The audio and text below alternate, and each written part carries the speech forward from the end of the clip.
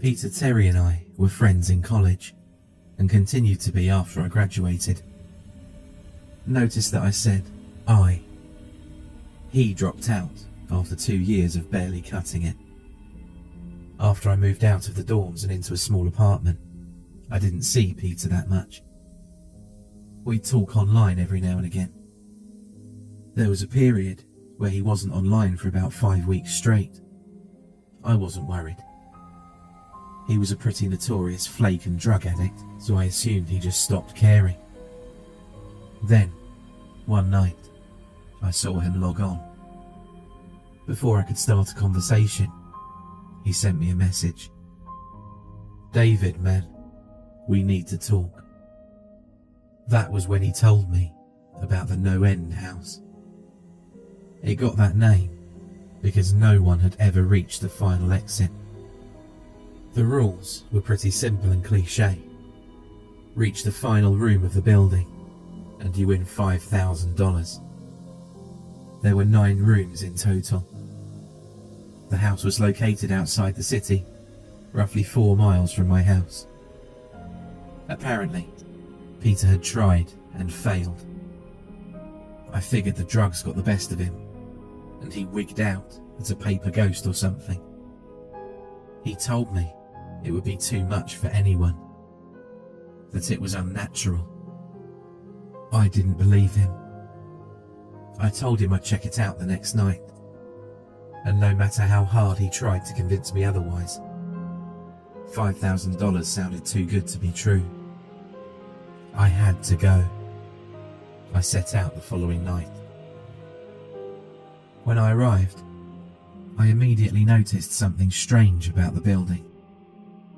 Have you ever seen or read something that shouldn't be scary, but for some reason, a chill crawls up your spine? I walked towards the building, and the feeling of uneasiness only intensified as I opened the front door. My heart slowed, and I let a relieved sigh leave me as I entered. The room looked like a normal hotel lobby, decorated for Halloween. A sign was posted in place of a worker. It read, "Room 1 this way. 8 more will follow. Reach the end and you win." I chuckled and made my way to the first door. The first area was almost laughable. The decor resembled the Halloween aisle of a convenience store, complete with sheet ghosts and animatronic zombies that gave a static growl when you passed by. At the far end was an exit. It was the only door besides the one I entered through. I brushed through the fake spider webs and headed for the second room. I was greeted by fog as I opened the door to room 2. The room definitely upped the ante in terms of technology.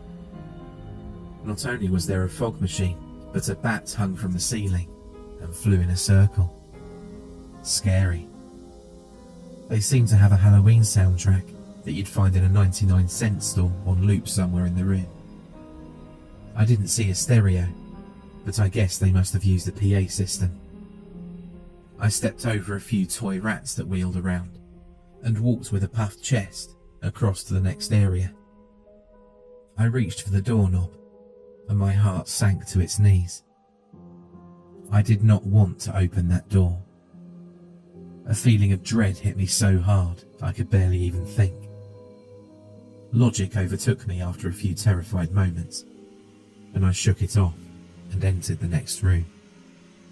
Room 3 is when things began to change. On the surface, it looked like a normal room. There was a chair in the middle of the wood-panelled floor. A single lamp in the corner did a poor job of lighting the area, casting a few shadows across the floor and walls. That was the problem. Shadows, plural. With the exception of the chairs, there were others. I'd barely walked in the door, and I was already terrified. It was at that moment that I knew something wasn't right. I didn't even think as I automatically tried to open the door I came through. It was locked from the other side. That set me off. Was someone locking the doors as I progressed? There was no way. I would have heard them. Was it a mechanical lock that set automatically? Maybe. But I was too scared to really think. I turned back to the room, and the shadows were gone. The chair's shadow remained, but the others had disappeared. I slowly began to walk. I used to hallucinate when I was a kid, so I wrote off the shadows as a figment of my imagination. I began to feel better as I made it to the halfway point of the room. I looked down as I took my steps, and that's when I saw it. Or didn't see it. My shadow wasn't there. I didn't have time to scream. I ran as fast as I could to the other door and flung myself without thinking into the room beyond. The fourth room was possibly the most disturbing. As I closed the door, all light seemed to be sucked out and put back into the previous room. I stood there, surrounded by darkness, not able to move. I'm not afraid of the dark and never have been, but I was absolutely terrified. All sight had left me. I held my hand in front of my face, and if I didn't know what I was doing, I never would have been able to tell. Darkness doesn't describe it.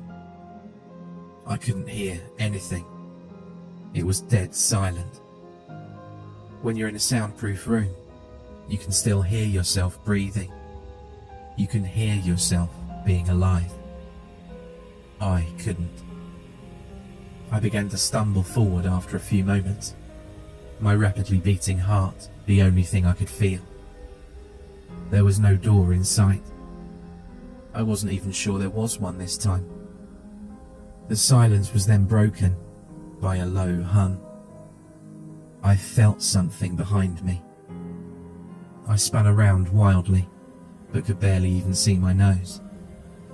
I knew it was there though. Regardless of how dark it was, I knew something was there. The hum grew louder, closer. It seemed to surround me. But I knew whatever was causing the noise was in front of me, inching closer. I took a step back. I'd never felt that kind of fear. I can't really describe true fear. I wasn't even scared I was going to die. I was scared of what the alternative was. I was afraid of what this thing had in store for me. Then the lights flashed for a second, and I saw it. Nothing.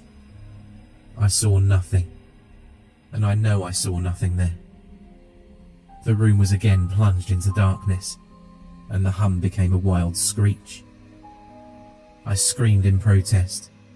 I couldn't hear this goddamn sound for another minute. I ran backwards, away from the noise, and fumbled for the door handle. I turned and fell into room 5. Before I describe room 5, you have to understand something. I'm not a drug addict. I've had no history of drug abuse or any sort of psychosis, short of the childhood hallucinations I mentioned earlier. And those were only when I was really tired or just waking up. I entered the NoEnd House with a clear head. After falling in from the previous room, my view of room 5 was from my back, looking up at the ceiling. What I saw didn't scare me. It simply surprised me. Trees had grown into the room and towered above my head. The ceilings in this room were taller than the others, which made me think I was in the centre of the house. I got up off the floor, dusted myself off, and took a look around. It was definitely the biggest room of them all. I couldn't even see the door from where I was. Various brush and trees must have blocked my line of sight with the exit. Up to this point, I figured the rooms were going to get scarier, but this was a paradise compared to the last room. I also assumed whatever was in room 4 stayed back there. I was incredibly wrong. As I made my way deeper into the room, I began to hear what one would hear if they were in a forest. Chirping bugs and the occasional flap of birds seemed to be my only company. That was the thing that bothered me the most. I heard the bugs and other animals, but I didn't see any of them. I began to wonder how big this house was. From the outside, when I first walked up to it, it looked like a regular house. It was definitely on the bigger side, but there was almost an entire forest in here. The canopy covered my view of the ceiling, but I assumed it was still here, however high it was. I couldn't see any walls either. The only way I knew I was still inside was that the floor matched the other rooms, with standard dark wood panelling. I kept walking, hoping that the next tree I passed would reveal the door. After a few moments of walking, I felt a mosquito fly onto my arm. I shook it off and kept going. A second later, I felt about 10 more land all over my skin. I felt them crawl up and down my arms and legs, and a few made their way across my face.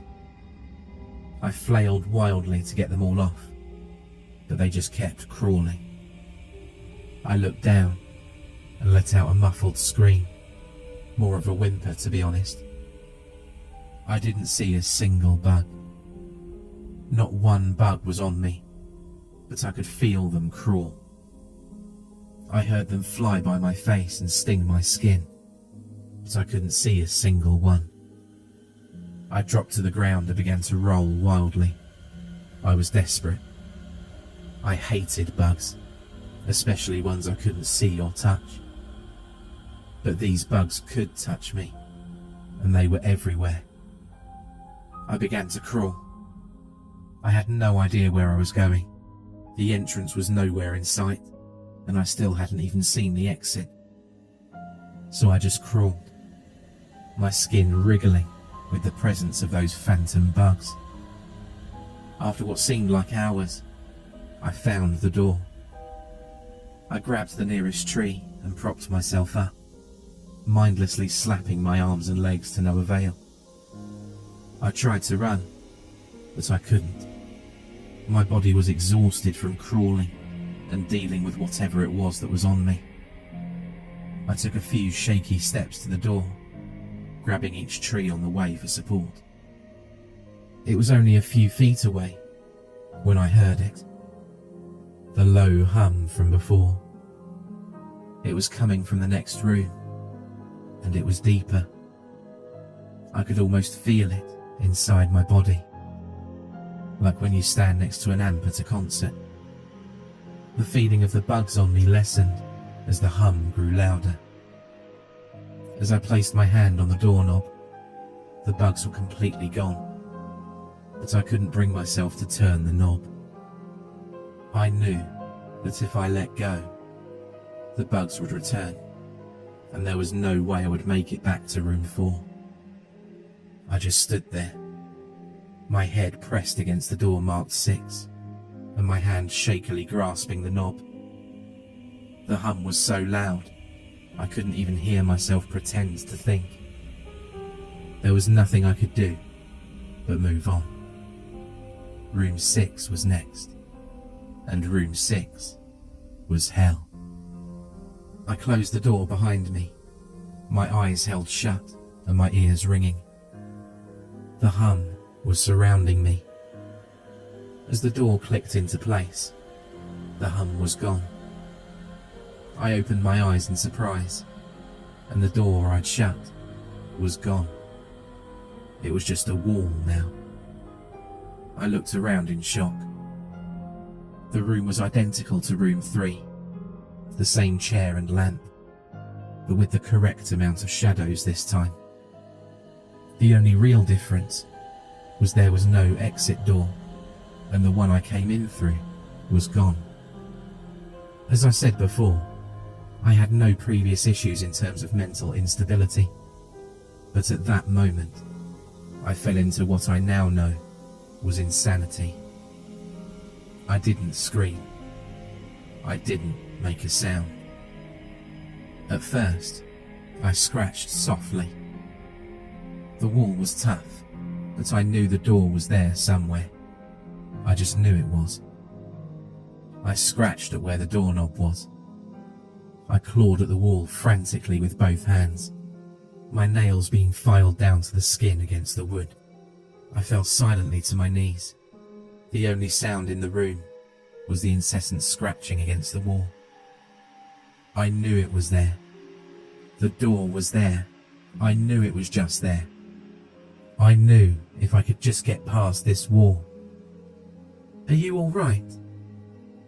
I jumped off the ground and spun in one motion. I leaned against the wall behind me, and I saw what it was that spoke to me.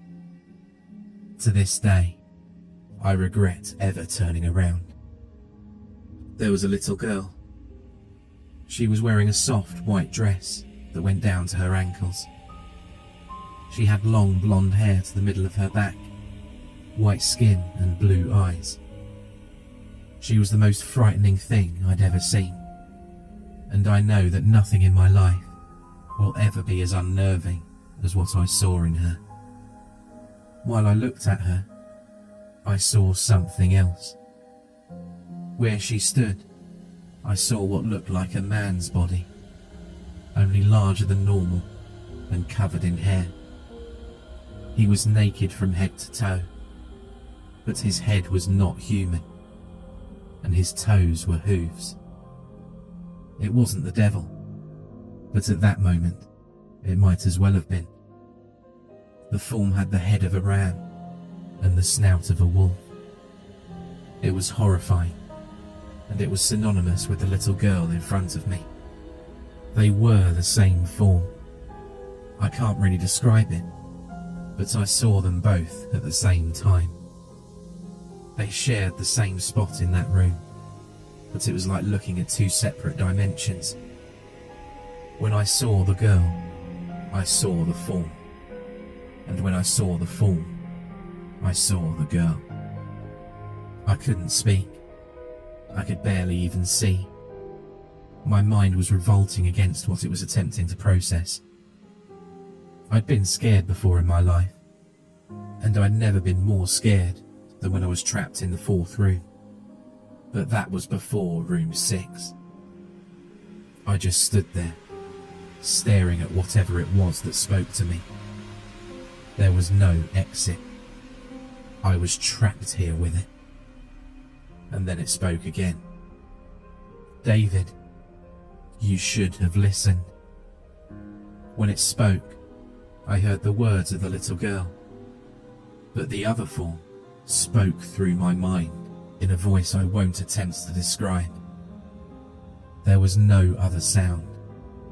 The voice just kept repeating that sentence over and over in my mind, and I agreed.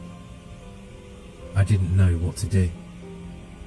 I was slipping into madness, yet I couldn't take my eyes off what was in front of me. I dropped to the floor. I thought I'd passed out, but the room wouldn't let me. I just wanted it to end. I was on my side, my eyes wide open, and the form staring down at me. Scurrying across the room in front of me was one of the battery-powered rats from the 2nd room. The house was toying with me. For some reason, seeing that rat pulled my mind back from whatever depths it was headed. I looked around the room. I was getting out of there. I was determined to escape the house and live, and never think about this place again. I knew this room was hell, and I wasn't ready to take up a residency. At first, it was just my eyes that moved. I searched the walls for any kind of opening. The room wasn't that big, so it didn't take long to soak up the entire layout. The demon still taunted me, the voice growing louder as the form stayed rooted where it stood. I placed my hand on the floor, lifted myself up to all fours, and turned to scan the wall behind me. Then, I saw something I couldn't believe. The form was now right at my back, whispering into my mind about how I shouldn't have come. I felt its breath on the back of my neck, but I refused to turn around. A large rectangle was scratched into the wood, with a small dent chipped away in the centre of it. Right in front of my eyes, I saw the large 7 that I'd mindlessly etched into the wall. I knew what it was. Room 7 was just beyond that wall, where room 5 was moments ago. I don't know how I'd done it. Maybe it was just my state of mind at the time, but I'd created the door. I knew I had. In my madness, I'd scratched into the wall what I needed the most, an exit to the next room. Room 7 was close. I knew the demon was right behind me, but for some reason, it couldn't touch me. I closed my eyes and placed both hands on the large 7 in front of me. I pushed as hard as I could. The demon was now screaming in my ear. It told me I was never leaving. It told me this was the end, but I wasn't going to die. I was going to live there in room 6 with it. I wasn't. I pushed and screamed at the top of my lungs. I knew I was going to push through the wall eventually. I clenched my eyes shut and screamed, and the demon was gone. I was left in silence. I turned around slowly and was greeted by the room as it was when I entered. Just a chair and a lamp. I couldn't believe it, but I didn't have time to waste. I turned back to the 7 and jumped slightly. What I saw was a door. It wasn't the one I'd scratched in, but a regular door with a large 7 on it. My whole body was shaking. It took me a while to turn the knob. I just stood there for a while, staring at the door. I couldn't stay in room 6. I couldn't. But if this was only room 6, I couldn't imagine what 7 had in store. I must have stood there for an hour, just staring at the number. Finally, with a deep breath, I twisted the knob and opened the door to room 7. I stumbled through the door, mentally exhausted and physically weak. The door behind me closed, and I realized where I was. I was outside. Not outside like room 5, but actually outside. My eyes stung. I wanted to cry. I fell to my knees and tried, but I couldn't. I was finally out of that hell. I didn't even care about the prize that was promised. I turned and saw that the door I just went through was the entrance. I walked to my car and drove home, thinking of how nice a shower sounded. As I pulled up to my house, I felt uneasy. The joy of leaving NoEnd House had faded, and dread was slowly building in my stomach. I shook it off as residual from the house and made my way to the front door. I entered and immediately went up to my room. There on my bed was my cat, Baskerville. He was the first living thing I'd seen all night, and I reached out to pet him. He hissed and swiped at my hand. I recoiled in shock, as he'd never acted like that. Whatever, he's an old cat, I thought. I jumped in the shower and got ready for what I was expecting to be a sleepless night. After my shower, I went to the kitchen to make something to eat. I descended the stairs and turned into the family room. But what I saw would be forever burned into my mind. My parents were lying on the ground, naked and mutilated. Their heads sat on their chests, facing me, The most unsettling part was their expressions. They were smiling, as though they were happy to see me. I vomited and sobbed there in the family room. I didn't know what had happened. They didn't even live with me at the time. I was a mess. Then, I saw it. A door that was never there before.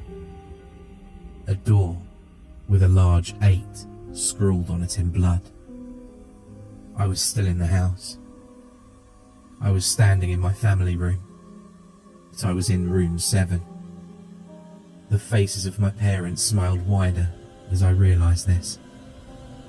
They weren't my parents. They couldn't be. But they looked exactly like them. The door marked 8 was across the room, behind the mutilated bodies in front of me. I knew I had to move on, but at that moment, I gave up.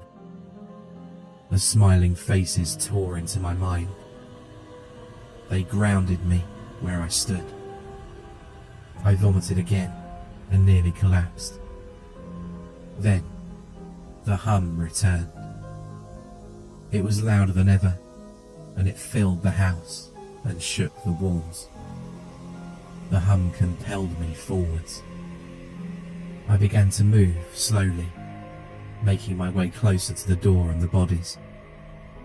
I could barely stand, let alone walk. The walls were now shaking so hard, it seemed as though they were going to crumble. But still, the faces smiled at me. As I inched closer, their eyes followed me. I was now between the 2 bodies, a few feet away from the door. The dismembered hands clawed their way across the carpet towards me, all while the faces continued to stare. New terror washed over me, and I walked faster. I didn't want to hear them speak. I didn't want the voices to match those of my parents. They began to open their mouths, and the hands were inches from my feet. In a dash of desperation, I lunged towards the door, threw it open, and slammed it behind me. Room 8. I was done. After what I'd just experienced, I knew there wasn't anything else this damn house could throw at me that I couldn't live through. There was nothing short of the fires of hell that I wasn't ready for. Unfortunately, I underestimated the abilities of NoEnd House. Unfortunately, things got more disturbing, more terrifying, and more unspeakable in room 8. I still have trouble believing what I saw in that room. Again, the room was a carbon copy of rooms 3 and 6. But sitting in the usually empty chair was a man. After a few seconds of disbelief, my mind finally accepted the fact that the man sitting in the chair was me. Not someone who looked like me. It was David Williams. I walked closer. I had to get a better look, even though I was sure of it. He looked up at me, and I noticed tears in his eyes. Please, please don't do it. Please don't hurt me. What? I asked. Who are you? I'm not going to hurt you. Yes, you are. He was sobbing now. You're going to hurt me and I don't want you to. He sat in the chair with his legs up and began rocking back and forth. It was actually pretty pathetic looking, especially since he was me, identical in every way. Listen, who are you? I was now only a few feet from my doppelganger. It was the weirdest experience yet, standing there, talking to myself. I wasn't scared, but I would be soon. You're going to hurt me, you're going to hurt me. If you want to leave, you're going to hurt me. Why are you saying this? Just calm down, okay? Let's try and figure this. And then I saw it. The David sitting down was wearing the same clothes as me, except for a small red patch on his shirt, embroidered with the number 9. "You're going to hurt me. You're going to hurt me. Don't, please, you're going to hurt me." My eyes didn't leave that small number on his chest. I knew exactly what it was. The first few doors were plain and simple, but after a while, they got a little more ambiguous. 7 was scratched into the wall by my own hands. 8 was marked in blood above the bodies of my parents. But 9, this number was on a person, a living person. Worse still, it was on a person that looked exactly like me. "David?" I had to ask. "Yes, you're going to hurt me. You're going to hurt me." He continued to sob and rock. He answered to David. He was me, right down to the voice. But that 9. I paced around for a few minutes while he sobbed in his chair. The room had no door, and similarly to room 6, the door I came through was gone.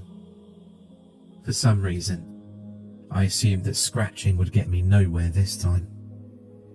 I studied the walls and floor around the chair, sticking my head underneath and seeing if anything was below. Unfortunately, there was. Below the chair was a knife. Attached was a tag that read, "To David, from management." The feeling in my stomach as I read that tag was something sinister. I felt like throwing up. The last thing I wanted to do was remove that knife from under that chair. The other David was still sobbing uncontrollably. My mind was spinning to an attic of unanswerable questions. Who put this here, and how did they get my name? Not to mention the fact that as I knelt on the cold wood floor, I also sat in that chair, sobbing in protest of being hurt by myself. It was all too much to process. The house and the management had been playing with me this whole time.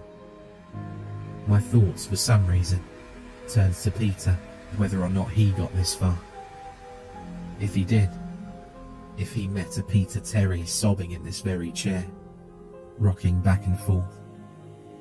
I shook those thoughts out of my head. They didn't matter.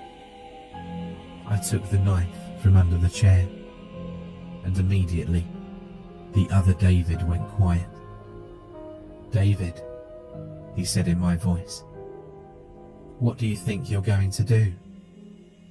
I lifted myself from the ground and clenched the knife in my hand.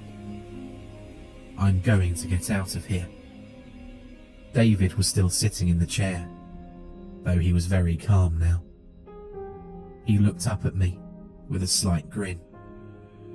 I couldn't tell if he was going to laugh or strangle me. Slowly, he got up from the chair and stood, facing me. It was uncanny. His height, and even the way he stood, matched mine. I felt the rubber hilt of the knife in my hand and gripped it tighter. I don't know what I was planning on doing with it, but I had a feeling I was going to need it. Now, his voice was slightly deeper than my own. "I'm going to hurt you.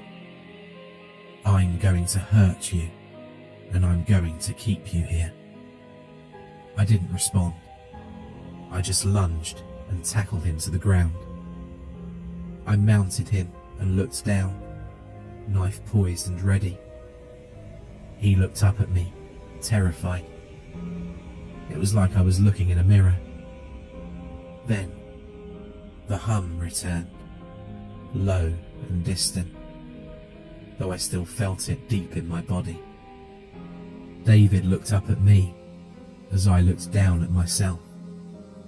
The hum was getting louder, and I felt something inside me snap. With one motion, I slammed the knife into the patch on his chest and ripped down.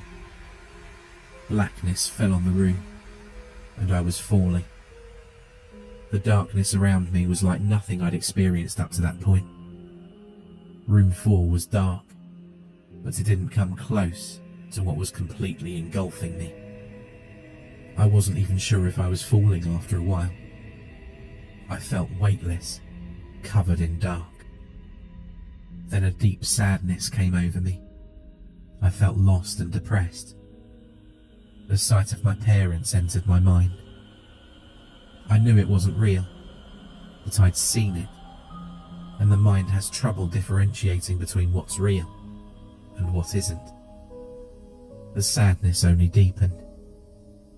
I was in room 9 for what seemed like days. The final room. And that's exactly what it was. The end. NoEnd House has an end, and I'd reached it. At that moment, I gave up.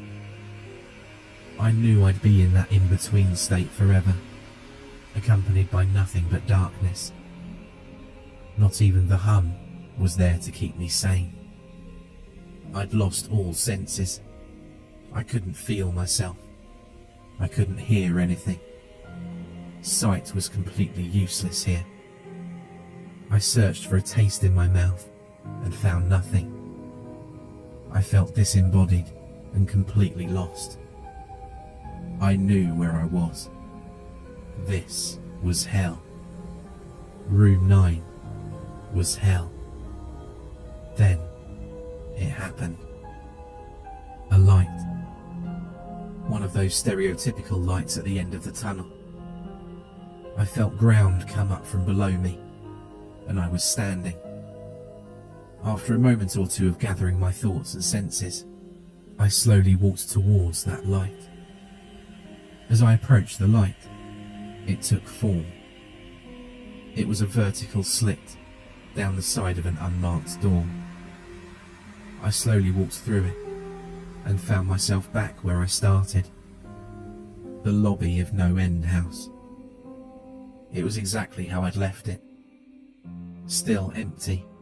Still decorated with childish Halloween decorations. After everything that had happened that night, I was still wary of where I was. After a few moments of normalcy, I looked around the place, trying to find anything different. On the desk was a plain white envelope with my name handwritten on it. Immensely curious, yet still cautious, I mustered up the courage to open the envelope. Inside was a letter, again handwritten. David Williams, congratulations. You've made it to the end of NoEnd House. Please accept this prize as a token of great achievement. Yours forever, Management. With the letter were 50 $100 bills. I couldn't stop laughing. I laughed for what seemed like hours. I laughed as I walked out to my car and laughed as I drove home. I laughed as I pulled into my driveway. I laughed as I opened my front door and as I saw the small 10 etched into the wood.